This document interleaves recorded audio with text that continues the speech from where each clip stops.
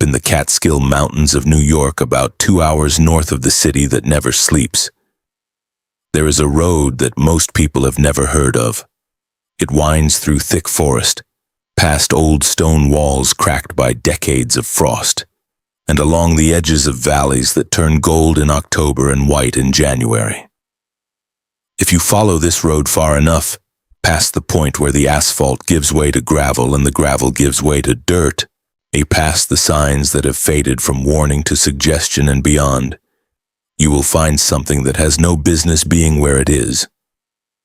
A castle, not the kind of castle built for tourists, painted and polished and designed to make children smile. This one is real. The stones are real, quarried from the earth beneath your feet. The towers are real, though their battlements have crumbled in places where 100 winters have worked frost into the mortar and pried it apart millimeter by millimeter. The grand arched doorways are real, though they open now into rooms without floors, rooms where trees have punched through what remains of the ceiling and saplings grow in the soil that has accumulated where someone once imagined a dining table would stand. This is Dundas Castle. And the story of how it got here and why it was never finished is one of the strangest and saddest stories the Catskills have ever kept. Most people who know about Dundas Castle know it from the internet. They have seen the photographs taken by urban explorers, those brave and occasionally reckless people who squeeze through broken windows and climb crumbling staircases in search of places the world has forgotten. The photographs are haunting. Stone archways draped in ivy, empty fireplaces large enough to stand inside, and a staircase that curves upward toward a ceiling that is mostly open sky. A swimming pool that has become a slow-filling basin of leaves and rainwater, and decades of silence. But photographs do not tell you how it got this way.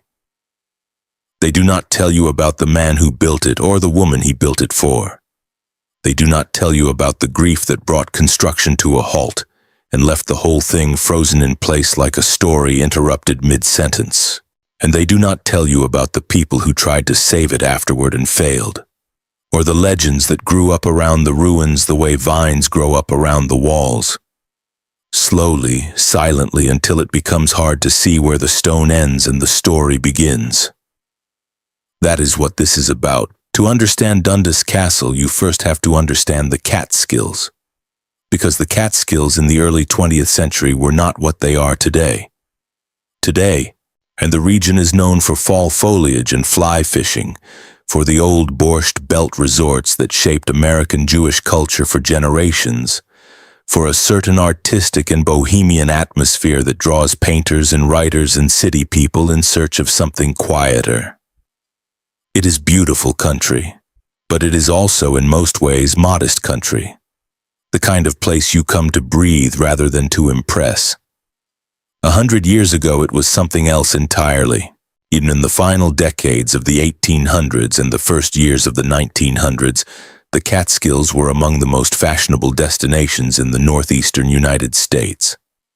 The railroad had made the mountains accessible from New York City in a way they had never been before, and the wealthy families of the Gilded Age had responded by building enormous summer estates there. Retreats where they could escape the heat and noise of the city and live for a few months each year, and in the kind of splendor that the era encouraged among those who could afford it. The Hudson Valley and the Catskill foothills were dotted with these estates. Some survive today as museums or bed and breakfasts. Some have been converted into schools or retreat centers. And some, like Dundas Castle, have simply been left to the forest, reclaimed slowly and without apology by the landscape they were carved from. The Catskills attracted a particular kind of wealth, not exclusively the old money of Boston or Philadelphia, though those families made appearances. The mountains appealed especially to the new money of the industrial era, families who had built fortunes in railroads and banking and manufacturing, families who were 1 or 2 generations removed from the hustle that had created their wealth and were now focused on the cultivation of legacy. Men who had everything except history, and who believed that the right house, in the right place, built in the right way, might manufacture some of that for them. Ralph Wirtz Dundas was exactly this kind of man. He was born into a family that had done well for itself in the way that families did well in 19th century America, which is to say through a combination of business acumen, fortunate marriages, and the relentless acquisition of social connections that opened doors before you even had to knock. The Wirtz family had money. They had standing, and they had that particular assurance that comes from never having had to wonder. Not for generations at least, where the next meal was coming from. The name Wirtz itself carried weight in certain circles. The Wirtz brothers, Maurice and William, had been central figures in the construction of the Delaware and Hudson Canal, one of the engineering feats of the early 19th century that helped open the Pennsylvania coal fields to the markets of New York and New England. And that canal had made fortunes, and some of those fortunes had flowed down through the family into the generation that produced Ralph. He was not a self-made man. He was the product of men who had made themselves, and he carried that inheritance with the ease and certainty of someone who has never known it to be otherwise. Ralph was educated in the manner expected of young men of his class and era. Good schools, good circles. The gradual absorption of a set of values and tastes that felt, as after long enough, like natural instinct rather than learned behavior. He appreciated fine architecture. He had opinions about landscapes. He believed, as many men of his time and background believed, that a man's home was not simply a place to sleep, but a statement, a declaration of who he was, what he valued, and what mark he intended to leave on the world. He was, in short, exactly the kind of man who would decide to build a castle. But before the castle, there was Josephine. Her full name was Josephine Wirtz, and she was Ralph's wife. The details of their courtship belong to that category of private history that the records from this era rarely preserve in any detail.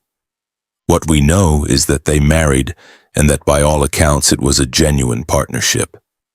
Not merely a strategic alignment of families and fortunes, the kind of transaction that such marriages were sometimes reduced to in the literature of the period, but a real marriage between two people who genuinely wanted to spend their lives together. This matters to the story of Dundas Castle because the castle, from its very conception, was meant to be something more than a monument to Ralph's ambitions. It was meant to be a home for both of them, a place where they would grow old together, where they would host their friends through long summer evenings and sit by enormous fireplaces through the deep cold of Catskill winters, and a place that would hold their life the way a frame holds a painting, defining it, giving it edges, making it visible to itself. Ralph had found the land near what is now Roscoe in Sullivan County in the southern part of the Catskills. The site he chose sat on a rise of ground that commanded long views across the valley. The Catskills do these views better than almost anywhere else in the Northeast, layered ridgelines fading into blue distance, and the light moving across them through the day in ways that Hudson River school painters had spent the previous century trying to capture and had mostly failed to adequately describe. There was a stream. There were woods that went on for acres in every direction. And there was that quality of stillness that the Catskill mornings carry before the birds fully wake, a silence so complete that it feels like the landscape is listening. Ralph bought the land and commissioned a castle, and the choice of the Gothic Revival style was deliberate. This was not a man who made architectural decisions casually. Gothic Revival had swept through England and America during the 19th century, carried on the enthusiasm of the Romantic movement, and given practical form by architects like A.W.N. Pugin across the Atlantic, and by figures like Andrew Jackson Downing and Alexander Jackson Davis here in America. By the early 20th century, the style had acquired a particular set of meanings in the American architectural imagination. It spoke of permanence. It spoke of history, or at least the aspiration to history. which in a country as young as the United States amounted to nearly the same thing. It spoke of a kind of romantic seriousness, a willingness to take the act of building a home as seriously as the medievals had taken the act of building a cathedral. And the design that Ralph commissioned was ambitious in the way that only someone with genuine resources and genuine commitment can be ambitious. A main tower that would anchor the structure and give it that unmistakable silhouette against the Catskills sky.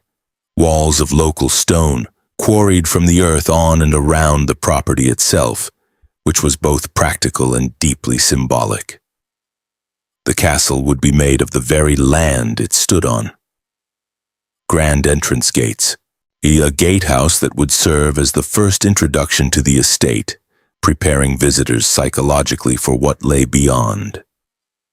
A swimming pool which was a concession to the actual 20th century that Ralph had no interest in pretending he did not live in.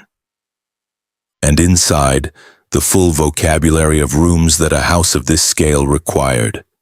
Formal reception rooms, a great hall with ceilings high enough to give a sense of genuine grandeur, bedrooms for family and guests, servants' quarters, and all of it arranged to suggest a place that had evolved organically over generations, rather than been designed and constructed all at once.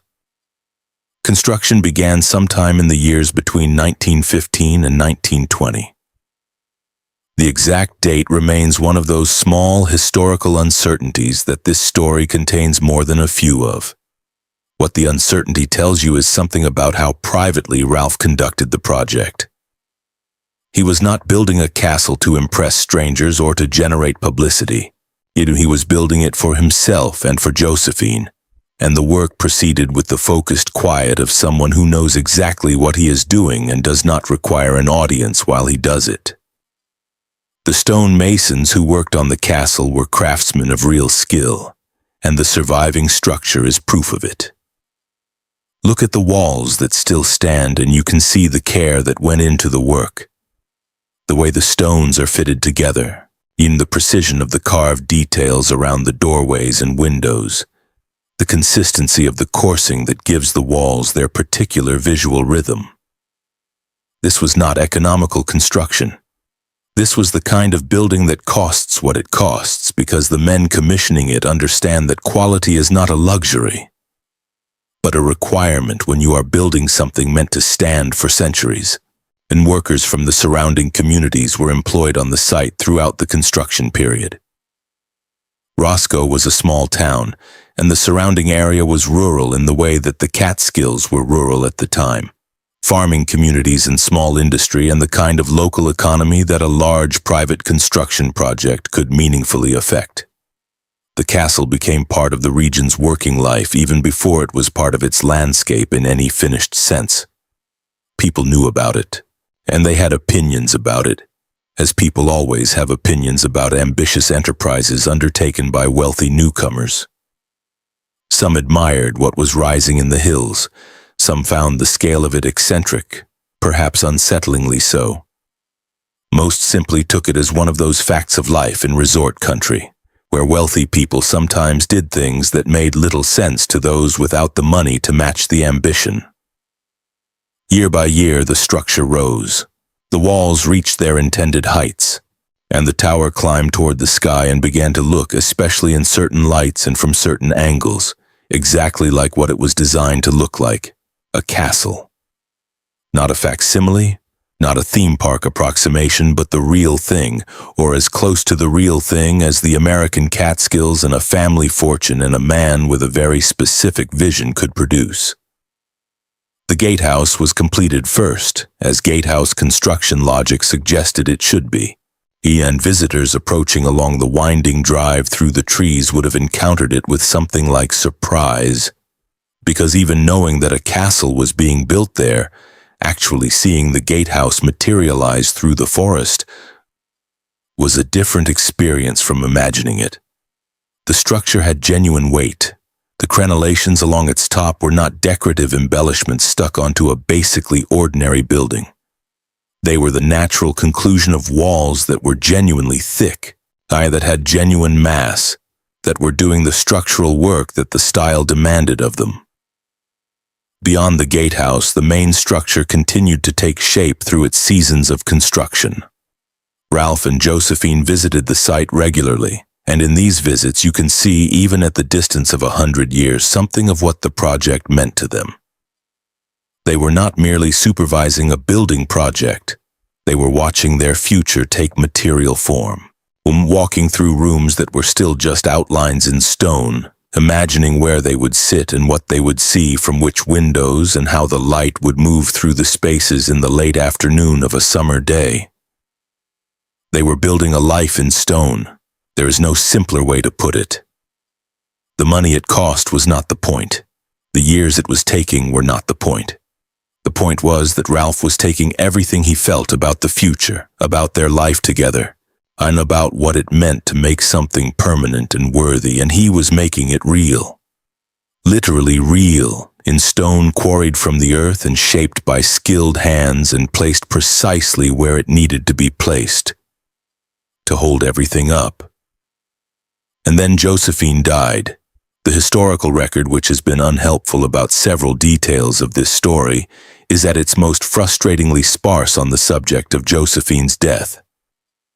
What we know with confidence is that she died before the castle was completed, and before Ralph and Josephine had ever lived in it together. Before any of the evenings they had imagined by those fireplaces had actually occurred. Before the life the castle was designed to contain had ever been lived inside its walls. We do not know precisely when she died. We do not know the illness or event that took her. What we know is the consequence. Ralph stopped building, not dramatically or visibly. There was no announcement, no public grief, no formal declaration that the project had ended. The building simply stopped. Workers arrived and found that the direction and momentum had gone out of the project. The money that had been flowing to support the construction slowed or ceased, or became uncertain in a way that made continued progress impossible. The accounts of exactly what happened in those immediate weeks and months vary depending on the source. What all the sources agree on is the result. The castle, which had been approaching something close to completion, was left exactly where it was. The walls were up, the towers were standing, the gatehouse was done. But the interior work that would have transformed stone enclosures into actual livable rooms, the floors and the plasterwork and the window fittings and the systems that a house of the 20th century required, all of it simply stopped at the point where grief stopped the man who was paying for it, and the castle became a ruin before it had ever been a home. This is the central sorrow of Dundas Castle, and it is a very specific kind of sorrow. It is not the sorrow of destruction. Nothing here was torn down or burned or deliberately ended. It is the sorrow of incompletion, of something that was almost there, that could almost be seen as what it was always meant to be, and then was frozen in place by a loss that made completion feel not just impossible but somehow wrong. Ralph continued to own the property for years after the work stopped. He did not sell it. He did not order it torn down. He did not make any decisive statement about its future, which is itself a kind of statement. He held onto it the way you hold onto something you cannot release but also cannot bring yourself to use. People in the area would occasionally see him at the property, walking alone through the unfinished spaces, moving slowly among the stone walls that he had commissioned and overseen and paid for through years of steady, purposeful effort. What he was doing there, what he was thinking about, whether his visits provided any comfort or only deepened his grief, these are questions the record cannot answer. But the image of him there, alone in the building he had made for two, is not difficult to hold in the mind. It arrives with its own weight and does not require explanation, and there is something deeply and uncomplicatedly human about this. Most of us, when we lose someone, cannot hold our grief at the scale that Ralph held his. We do not own unfinished castles as monuments to what we had planned and lost. We grieve in quieter, less visible ways. But the impulse behind what Ralph did, the need to stay near the physical evidence of the life that was supposed to happen, to keep close to the stones and the carved door frames and the views of the valley, and is one of the most recognizable things human beings do. We return to the places where we were happy, or where we expected to be happy, and we stay there because leaving feels like a second loss. The years passed. The Catskills changed around the castle, while the castle itself did not change at all. The great era of the Gilded Age estate was winding down, undone by economics and cultural shifts and the grinding reality that the fortunes that had built these places could not sustain them through the next generation. The Depression arrived in 1929 and remade the country's economic landscape in ways that made elaborate private estates feel like a different civilization's project. The world was accelerating away from the values and assumptions that had made Dundas Castle possible. But the castle stood where it was, and the stone that had been chosen for its permanence proved permanent in the most literal sense. Winter after winter, the frost worked at the unprotected joints and cracked a little more mortar and shifted a stone here and there, but the walls remained. The towers remained. The structure that Ralph had built to last centuries demonstrated in its ruin that it was going to do exactly that. The interior, unprotected by the roof and floor systems that were never installed, deteriorated more rapidly. Vegetation moved in. Soil accumulated in the lower levels as organic material broke down over years and decades. Trees found footholds in corners and grew slowly toward the open sky where the roofline had been planned. The swimming pool became a basin of accumulated weather, leaves layering down through autumn after autumn into a dark sediment of seasons. When Ralph Wirtz Dundas died, the castle had already acquired the quality that photographs of it today convey most powerfully. It looked old in a way that things built within living memory should not look old. It looked like it had been there longer than anyone could remember. Like it had grown from the bedrock rather than been placed on top of it. And like whatever life it had briefly contained or had been meant to contain had retreated so far back into the stone that it was no longer accessible from the outside, and the property changed hands after Ralph's death. This is where the second act of the castle's story begins, and in some ways it is as strange as the first act, though its strangeness is of a different order, less concentrated, less personal, more diffuse. The people who came after Ralph were not in a position to complete what he had started. The scale of the unfinished work, the cost and complexity of installing all the interior systems that would have made the great stone shell into an actual house, was beyond what any subsequent owner was prepared to take on. And so the castle continued in the state Ralph had left it in, owned but not used, present in the landscape but absent from anyone's daily life. In this vacancy, the legends began. This is what abandoned places do, and especially abandoned places that are large enough and old enough and architecturally strange enough to pull at the imagination. They accumulate stories the way stone walls accumulate moss, slowly, steadily, in the cracks and in the shadows, until the stories become as much a part of the structure as the mortar between the stones. The people of Sullivan County had stories about Dundas Castle long before the internet gave those stories a wider audience. Some were about Ralph himself, about the grief that had halted the construction, about whether his presence could still be felt in the morning walks through the ruins. Some were about the castle as a place, about sounds that did not have obvious explanations, about a quality of atmosphere that visitors sometimes described in terms that had more to do with feeling than with observation. The ghost stories that attached themselves to Dundas Castle were not, by the standards of American haunted place legends, particularly dramatic or elaborate. There were no named spirits, no documented violent histories, no specific incidents that the legends could anchor themselves to. What there was, instead, was something quieter. The feeling that the place had been waiting for something for so long that the waiting had become its defining characteristic, a patience so long-standing and complete that it registered as presence rather than absence. This is, arguably, the most honest ghost story you could tell about Dundas Castle. The thing that haunts it is not a spirit in any conventional sense. It is the life that was planned for it and never arrived. It is the absence of the family that was supposed to grow up in those rooms, the evenings that were supposed to happen by those fireplaces, the mornings that were supposed to begin with those views of the valley. A castle built for a life that never happened. The haunting is the incompletion itself. We urban explorers began finding the property as the practice became documented and shared, spreading from the physical world into the internet through the late 1990s and 2000s.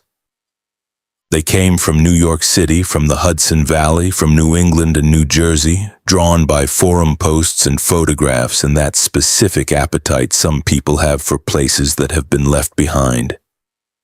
They climbed through gaps in the iron gates and through holes in the walls where the mortar had finally given way, and they moved through the interior spaces with their cameras and their flashlights, documenting what time and weather and neglect had done.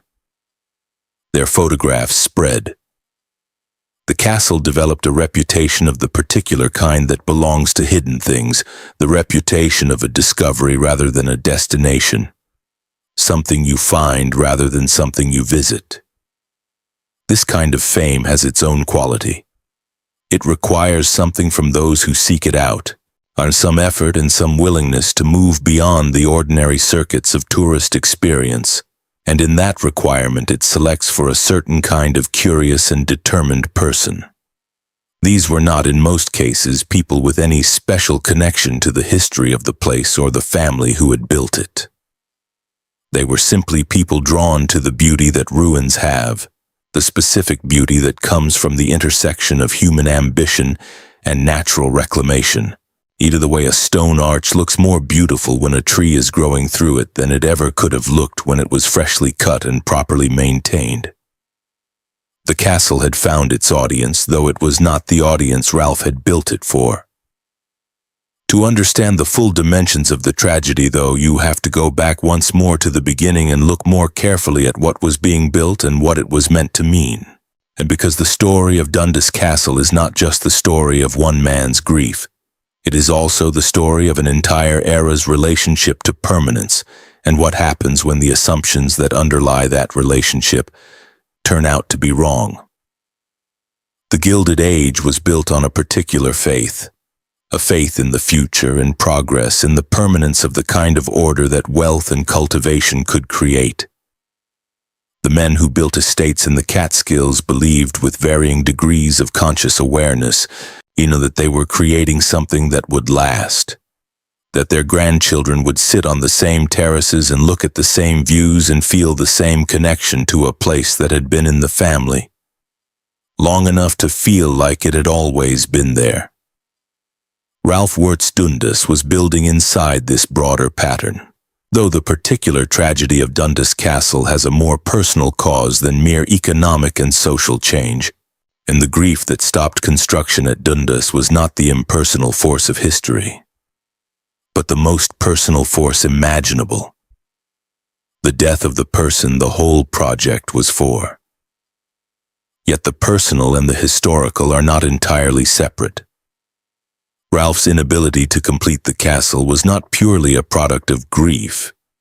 It was also a product of the fact that the world was changing in ways that made it increasingly difficult to imagine completing such a project on his own, without the partner who had shared the vision, without the social world that had made the vision seem natural and inevitable rather than eccentric and overwhelming. By the time construction stopped, the Gilded Age was already becoming history. The First World War had altered the world in ways that made its pre-war assumptions feel to many people like the assumptions of a different civilization, and the casual confidence that wealth could and should be expressed through the construction of permanent private monuments was beginning to seem like a relic.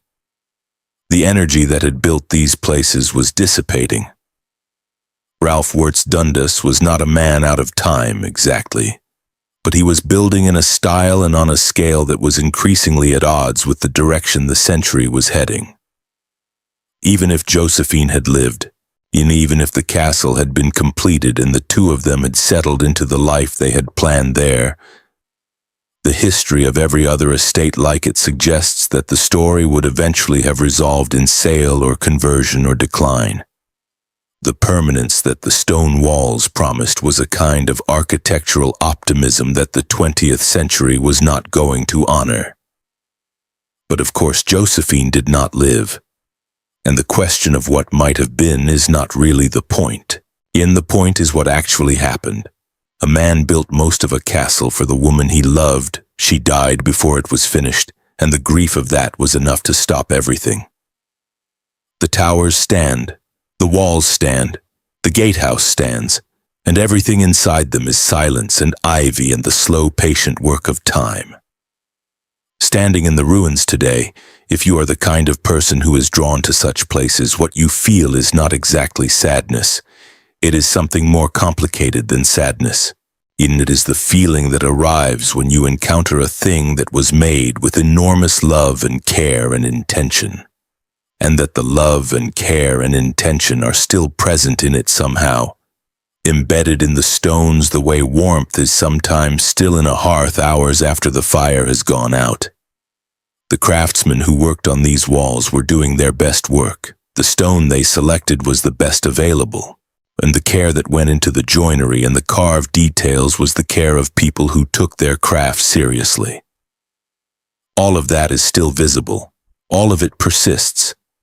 And underneath that, or perhaps behind it, or woven all through it in a way that cannot be separated out, there is the grief, the incompletion that is not an accident but a wound, the life-size space where a life was supposed to happen. This is what you are standing in when you stand in Dundas Castle, not just a ruin, a monument to what was planned and what was lost. A place where the distance between what was imagined and what actually happened is still, 100 years later, exactly the size of a human life. The story does not end here. There are more chapters, more owners, more attempts to do something with the property, more stories that accrued to it over the decades, more of the gradual transformation from private tragedy to public legend that marks the second half of Dundas Castle's history. But to understand those chapters, you have to understand this one. You have to understand that everything which came after, the abandonment and the legends and the urban explorers and the debates about preservation and the photographs that spread across the internet and made the place famous in the way ruins sometimes become famous, all of it grows from this root. A man, a woman, a castle begun and never finished, the grief that stopped everything. That is where Dundas Castle begins, and it is, in the most essential way, where it has never stopped beginning. The second chapter of Dundas Castle's history begins in the way that second chapters often begin for places like this. Quietly, without announcement, in the space left behind by the person who had given the place its original meaning. Ralph Wirtz Dundas died in 1938. He had held the property for years after construction stopped, neither completing the castle nor letting it go, keeping it the way you keep something that you cannot bring yourself to either finish or surrender. When he died, the question of what would happen to the unfinished stone structure in the Sullivan County hills became, for the first time, genuinely open. The estate passed through the legal machinery of inheritance and the property found new owners. And what those first years of new ownership looked like in practical terms is one of the gaps in the documentary record that researchers who have tried to piece together the full history of Dundas Castle frequently encounter. The Catskills in the late 1930s and through the 1940s were not a place where every property transaction and ownership change generated extensive public documentation. People bought land. People sold land. The mountains watched and said nothing. What is clear is that none of the subsequent owners in the decades following Ralph's death were in a position to do what would have been necessary to turn the ruin into a home. The gap between what the castle was, a stone shell of impressive ambition and genuine craftsmanship with no interior systems to speak of, and what it would need to become to function as a livable space was enormous. Not just financially enormous, though it was certainly that. Also logistically and practically enormous, either in the way that completing someone else's unfinished vision is always more complicated than starting fresh. The original design existed in Ralph's mind and in whatever drawings had been produced before construction, but those drawings were not necessarily available to new owners, and even if they had been, following another man's architectural vision for a structure he had never finished, and you had never intended to build, was a task that required a very specific combination of resources and conviction that the successive owners of Dundas Castle simply did not bring to it. And so the pattern that had established itself after Josephine's death continued. The castle remained. The seasons worked on it. The interior continued its slow transformation from planned space to wild space, at the distinction between inside and outside dissolving gradually, as the roof systems that had been planned but never installed failed to protect the floors that had been planned but never laid from the rain that fell through the open vaults and into the stone rooms with total impartiality. The gatehouse, being a separate and more complete structure, fared somewhat better. It had a roof. It had walls that were more fully enclosed. For periods in the castle's history after Ralph's death, the gatehouse served as the functional presence on the property, a structure that could actually be used while the main castle existed in its permanent condition of magnificent and melancholy incompletion behind it. By the 1940s and 1950s, the castle had become a feature of the local landscape in the way that certain old structures become features of landscapes. Not as active places where things happened, but as landmarks, reference points, in the kind of thing that people in the surrounding communities had grown up knowing about without necessarily knowing much about. Children in Roscoe and the surrounding towns knew there was a castle in the hills. Adults knew the broad outlines of the story, the wealthy man, the unfinished construction, the grief, the decades of abandonment. The details blurred over time as the details of local legends always blur, softening from specific historical facts into something more generalized and atmospheric. This is how Dundas Castle acquired its place in local mythology. Not through any single dramatic event, but through the accumulation of decades, through the way that a sufficiently old and sufficiently strange and sufficiently atmospheric place eventually becomes a story that the community tells about itself. The castle became part of the answer to the question of what this place was like, either what had happened here, what kind of past had produced the present. Dundas Castle existed in a different register from the bustling resort culture developing around it. While Sullivan County filled with the noise and warmth of summer visitors, the castle stood in its clearing in the hills and accumulated silence. The great resort hotels that had defined Sullivan County for decades closed one by one through the 1980s and 1990s. And the Catskills became a landscape layered with its own recent ruins alongside the older abandoned estates. In this context, Dundas Castle occupied a strange and particular position. It was older than the resort-era ruins and built to a completely different standard, built with the intention of permanence that stone construction implies. While the resort hotels were deteriorating rapidly because they had been built quickly and economically with materials designed to last decades rather than centuries, the castle walls were doing exactly what the men who built them intended. They were standing. They were weathering in the way that stone weathers, slowly and with dignity, acquiring patina rather than disintegrating. The towers were still towers. The gatehouse arch was still an arch. And this durability made Dundas Castle different from most of the other ruins in the county. It was not the kind of ruin you had to hurry to see before it was gone. It had demonstrated over decades that it was not going anywhere. and this quality gave it a particular authority among the landscape of abandoned places that the Catskills had become. The question of who owned the property and what they intended to do with it became, in the later decades of the 20th century, increasingly complex. The castle had passed through enough hands by then that the chain of ownership was not entirely clear, and the various claims and counterclaims that attached themselves to the property generated a legal situation that discouraged straightforward resolution. This opacity of ownership was itself a factor in the castle's continued deterioration.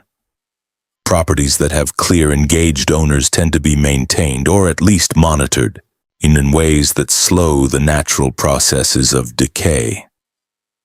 Properties that exist in ownership uncertainty tend to receive no attention at all, which is exactly what nature requires to do its work without interference. The trees that had begun to grow up through the floor spaces in the main structure continued to grow. The vegetation that had established itself on the walls, in the mortar joints, and in accumulated soil on ledges and sills continued to establish itself more deeply, and the slow infiltration of the building by the landscape that surrounded it, which had begun the moment construction stopped, continued without interruption through the seasons of legal uncertainty. There were moments when it seemed as if something might change. Periodic inquiries from developers who saw potential in the land, if not necessarily in the castle. Discussions among local historical preservation advocates about whether the structure could and should be stabilized and protected. Conversations among county officials about what the presence of such a distinctive and historically interesting site meant for heritage tourism and regional identity. None of these moments produced action. The gap between recognizing that something is valuable and doing something concrete to protect that value is one of the consistent features of American historic preservation. And Dundas Castle illustrated it with particular clarity. Everyone who engaged seriously with the question agreed that the castle was remarkable. The craftsmanship was undeniable. The historical significance was real. The architectural interest was genuine. The story attached to it had all the elements that make a place compelling to the public imagination. But the practical obstacles to preservation were formidable. The cost of stabilizing the existing structure, let alone restoring it to any kind of usable condition, was substantial by any reasonable estimate. The ownership situation complicated any preservation efforts that would require the cooperation of whoever held title. And the question of what a preserved Dundas Castle would actually be, what function it would serve, who would maintain it, and on what basis had no obvious answer. A castle is not a straightforward property type.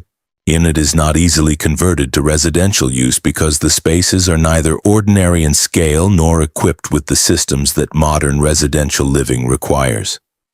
It is not a natural museum because there is nothing left inside to exhibit. It is not a hotel because the condition of the structure makes that kind of commercial use impossible without an investment that the potential returns could not justify. It existed, and to a significant extent still exists, in a category that has no ready-made solution.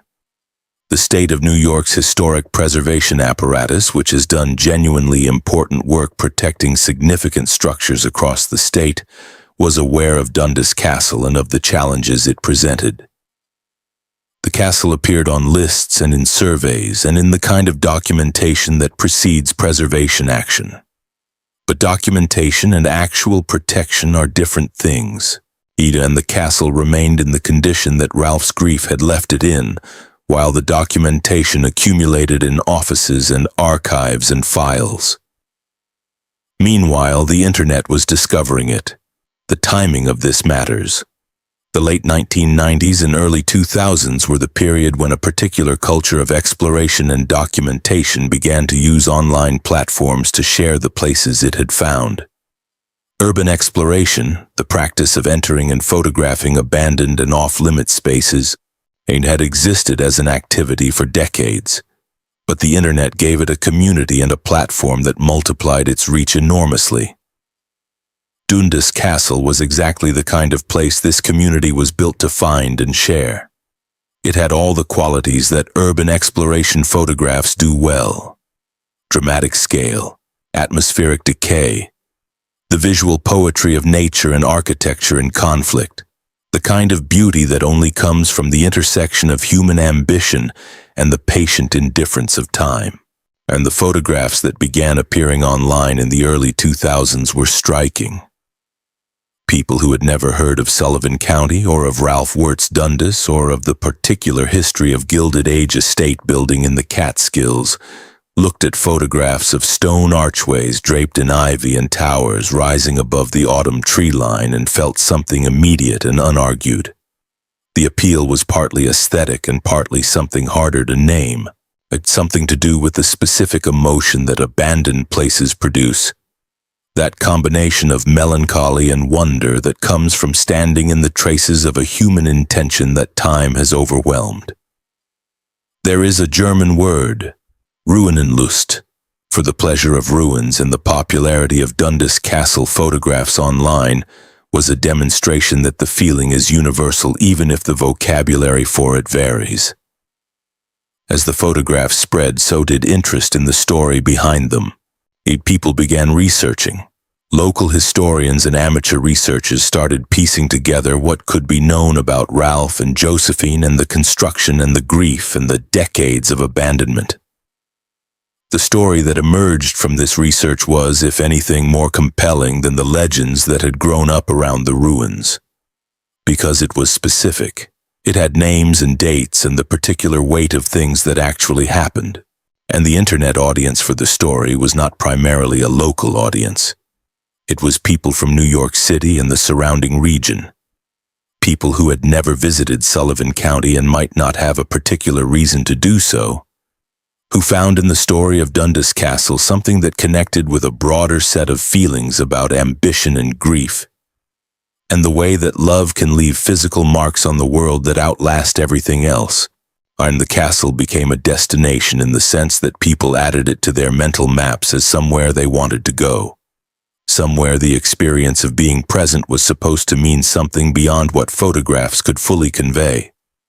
The actual experience of visiting Dundas Castle in the years when it was accessible, before the ownership situation generated more active efforts to control access, was by all accounts genuinely powerful. In the isolation of the site meant that you arrived at it through forest, with the sense of having traveled some distance from ordinary life. The gatehouse, appearing through the trees before the main structure came into view, established the register of the experience. This was architecture that demanded a response that was not going to be easily absorbed into the background of a casual afternoon. And then, the main structure. And people who have written about the experience of seeing it for the first time consistently reach for the same kind of language about scale and presence and the specific quality of attention that the stones seem to demand. The walls are not just tall. They are proportioned in a way that makes the human body feel correctly scaled against them, the way genuinely well-designed architecture always makes you feel. Not overwhelmed and diminished, but enlarged. Made more aware of yourself in the presence of something made with care. The interior spaces, open to the sky, had a quality that roofed interiors can only approximate. The light moved through them differently. The sounds of the surrounding forest entered directly. The seasons were fully present inside the walls as much as outside them. It was a building that had been reclaimed by the environment in a way that made the environment part of the architecture.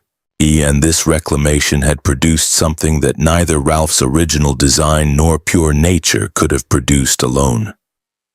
There were fires, several of them over the years, lit by people who used the ruins as a gathering place and made less careful decisions than the site warranted. The fires left marks on the stone that are still visible, a layer of history on top of the history that was already there. In a structure with no wooden floors or ceilings left to burn, each fires do limited damage structurally, but they alter the visual record of the place in ways that feel like violations, impositions of a different kind of story on top of the one already being told. Vandalism was another presence. Graffiti appeared on some of the lower walls, the inevitable mark of people who want to leave their names in places that already carry other people's names. In the broader context of the castle's history, this kind of marking feels significant in a way that it might not in a different setting. The urge to inscribe oneself on a surface that others have inscribed is ancient and understandable. In a building that was itself a kind of inscription, a man's effort to write his love and his aspirations permanently into the landscape. The graffiti of strangers carries a particular irony. The ownership situation that had been generating legal complexity for decades eventually produced, and in the early years of the 21st century, a set of circumstances that made access to the property more actively restricted. The reasons were both legal and practical. The liability issues that attend any situation where members of the public are accessing property without permission. The real safety concerns presented by a deteriorating structure and the interests of whoever held ownership rights at any given moment. This restriction did not end visits to the castle, and it changed their character. The experience of accessing a place that requires some deliberate effort to reach past gates and signs that signal restricted entry is different from the experience of simply arriving at an open site. Some people were deterred. Others found the restriction added to the appeal, bringing with it the specific satisfaction of finding your way past the discouragement. The local community's relationship to the castle was more complicated than the outside world's. For people who had grown up in Sullivan County, the castle was not a discovery or a destination, but a fact of the landscape, something that had always been there. The internet attention was, for some, welcome recognition of something they had always known was remarkable. For others, it generated a protective feeling, a sense that the place was being appropriated by people responding only to its photogenic surface. This tension is not unique to Dundas Castle, and it plays out around significant abandoned and deteriorating historic sites across the country.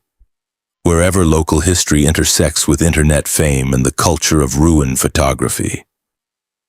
The question of who has the right to define a place, who has the authority to interpret it and decide what it means, has no clean answer. Places belong to multiple communities simultaneously, and those communities do not always agree on the terms of that belonging. And the broader question of what should happen to Dundas Castle, which has been asked in various forms for decades, acquired new urgency as the structure's condition continued to decline, and the public interest in it continued to grow. The apparent paradox of a place becoming more famous at the same time that it becomes less stable is not actually paradoxical. Fame does not stop deterioration. Photographs of a crumbling structure do not prevent the crumbling. And the combination of increased attention and continued decay only made the eventual reckoning with the castle's future more inevitable. Preservation advocates made arguments that were architecturally and historically sound. The craftsmanship in the surviving stonework was genuinely exceptional by any measure. The historical significance of the site, as an example of Gilded Age estate building in the Catskills and as the physical record of a specific family's ambitions and tragedy, it was real and documentable.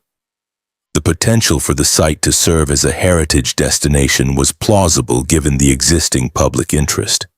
The counter-arguments were equally real. The cost of stabilizing the structure before any consideration of restoration or conversion was substantial. The liability issues were genuine. The question of long-term maintenance and funding had no obvious answer. And there was the fundamental question of what a stabilized but essentially unroofed and unfloored castle was actually for. What experience it offered visitors that the existing ruin did not already offer, at least to those willing to accept the current conditions of access. What makes this question genuinely difficult, and what distinguishes Dundas Castle from many other preservation debates, It is the particular nature of what would be lost if the structure were allowed to continue deteriorating to the point of collapse, and what would be lost if it were stabilized and converted to a conventional heritage use. The ruin as it exists has a quality that no amount of preservation intervention can fully reproduce. The way the trees have grown up through the floor spaces, the way the light falls through the open vaults, the specific combination of human-made permanence and natural reclamation that the decades of abandonment have produced. All of this constitutes an aesthetic and emotional experience that is inseparable from the condition of ruination. Stabilize the walls, install a roof, lay floors, and you have a building again. But you no longer have the thing that makes people travel hours to stand inside the walls and feel what they feel when they stand there. And this is one of the genuinely irresolvable tensions in historic preservation. The act of saving a ruin can destroy the quality that made it worth saving. The most thoughtful voices in the ongoing conversation about Dundas Castle have tried to hold this tension without collapsing it prematurely, recognizing that neither full restoration nor complete abandonment captures what the place actually is and what it actually needs. What it needs, at minimum, it is structural stabilization of the elements that are most at risk of catastrophic failure. Stone walls of this quality do not simply dissolve over time, but specific sections, particularly where water infiltration has been most severe, and where the freeze-thaw cycle has done the most damage to the mortar, are vulnerable to sudden collapse in ways that would be both dangerous and irreversible. Beyond stabilization, the question of what the castle should become remains open, and perhaps that openness is itself appropriate. Ralph Wirtz Dundas never resolved what the castle was going to be because the death that stopped construction also stopped the resolution. It has been waiting, in some sense, for a conclusion since the 1920s. The ghost stories that have attached themselves to Dundas Castle over the decades are worth examining more carefully, because they reveal something about how people have understood and processed the place's history. And the most commonly reported experiences at the site are not dramatic in the way that conventional ghost story traditions tend to require. There are no apparitions, no dramatic sounds with no source, no cold spots or objects moving on their own.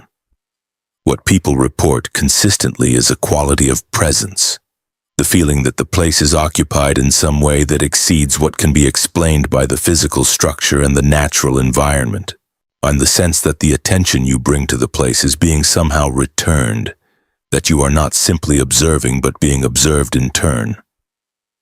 The particular quality of stillness that arrives in the afternoon and seems to carry more weight than mere absence of sound.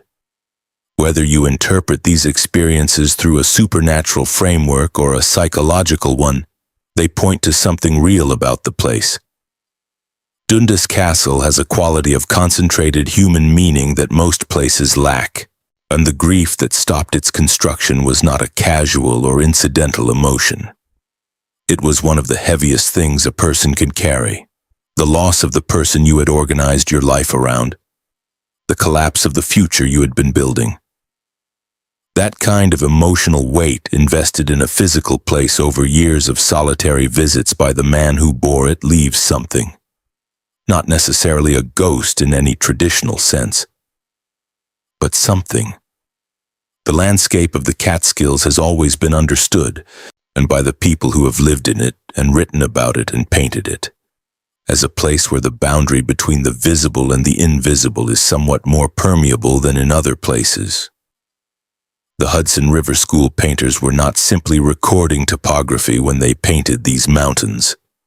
They were trying to capture what they felt looking at them, a quality of light and atmosphere and scale that seemed to gesture towards something beyond what the eye could strictly see. And that tradition of feeling the mountains as more than merely physical is deep in the cultural DNA of the region.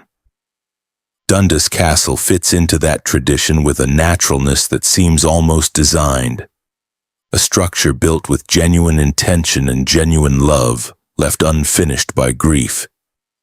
standing in the landscape for 100 years in its condition of beautiful incompletion. If any place in the Catskills were going to carry the residue of intense human emotion in its stones, this would be the place. In the autumn is when the castle is most visited, and the choice of autumn is not arbitrary. Fall in the Catskills produces the particular quality of light that the Hudson River painters spent their careers trying to describe, the way the turning leaves intensify the colors of the landscape while the low-angle sun of October and November throws long shadows and makes everything glow with a warmth that feels like valediction. In this light, and the stone walls of Dundas Castle achieve something that might charitably be called their fullest beauty. The gray-brown of the stone against the gold and red of the surrounding forest, the shadows of the towers falling long across the hillside, the sense of a landscape fully present in its own passing. People who have visited in autumn speak about the experience in terms that go beyond conventional appreciation of scenery or architecture. In something about the combination of the season's melancholy and the structure's melancholy produces an effect that is more than the sum of its parts. The castle in October seems to belong completely to its own story, to be exactly where it was always going to end up. A monument to incompletion standing in the season that makes all completion feel temporary anyway. What Ralph Wirtz Dundas would make of all this, in the urban explorers and the internet fame and the ghost tours that some operators have organized around the site, the photographs and the legends and the debates about preservation, is impossible to say with any certainty. He was a private man. He built the castle for himself and for Josephine, not for posterity or for public consumption. The idea that strangers would be climbing through gaps in his unfinished walls to photograph the rooms he never lived in would likely have been, at minimum, surprising. But human intentions do not always determine the futures of the things they create. Ralph intended a home. He created, by not finishing it, something that has turned out to be more widely meaningful than a finished home would have been. A finished castle in the Catskills would have been a curiosity, a wealthy man's eccentric private retreat. An unfinished castle in the Catskills, abandoned at the moment of its owner's greatest grief, it has become something that people travel hours to stand inside and feel. The incompletion is paradoxically what made it matter beyond its original context. There is something here about the nature of what endures. We build things to last. We choose stone over wood, masonry over timber, permanent over temporary, because we want the things we make to outlast us, to carry our names and our intentions forward into time. Ralph chose stone. He chose it with care and knowledge and the specific optimism of someone who believed that the right materials, properly assembled, could stand against anything time could throw at them. He was right about the stone, but he was not right about everything he was trying to preserve and building with it. The life he was building for, the future he and Josephine had imagined together, did not outlast her death. No stone could have preserved that. The marriage, the evenings by the fire, in the mornings looking out at the Catskill valleys, the children and grandchildren who might have grown up in those rooms, none of that happened. The stone is still there. The life it was built to contain is entirely absent, and yet the absence is itself present. The castle stands as a record of what was intended and what was lost with such completeness and clarity that the intention and the loss are both fully legible a century later. You do not need to know the history to feel something when you stand inside those walls. But knowing the history makes what you feel more precise, gives it a name and a story, connects the specific quality of the place to the specific quality of what happened there. A man loved a woman. He tried to build a place worthy of that love, a place that would hold their life together in stone and give it permanence against the ordinary impermanences that life is subject to. She died before any of it was finished. He was left with a castle full of everything he had planned and nothing he had planned it for. and he held onto it for years, without completing it or destroying it, because it was all he had left of the future they were supposed to share. That is not a ghost story. That is a love story. The most literal and complete love story the Catskills have ever recorded in stone. The people who come to Dundas Castle today, and those who make the effort to find it and to stand inside its walls, are not usually people who would describe themselves as visiting a love story. They come for the history, or the architecture, or the photography, or the particular draw of the beautiful and abandoned. They come because the internet told them it was worth coming to, or because someone they know had been there and described the feeling. But what they find, even if they stay long enough and are quiet enough and pay the kind of attention that the place rewards, is something that the categories they arrived with do not quite contain. Something that has to do with love and grief and the specific courage of building something meant to last when you know, as everyone who has ever lived has always known, that nothing lasts forever. The towers of Dundas Castle have now stood for over 100 years. The gatehouse arch still holds, and the carved stonework around the doorway still carries the marks of the craftsmen who shaped it, their tools still legible in the stone. The structure that Ralph Wirtz Dundas built with such intention and such care has proven in the end to be exactly as permanent as he designed it to be. Only the thing he was building it for has not survived. That is Dundas Castle, a monument to a future that never came to pass, a declaration of love made in stone standing in the Catskill Hills. It opened to the sky, waiting, still waiting even now, even after 100 years, even after everything.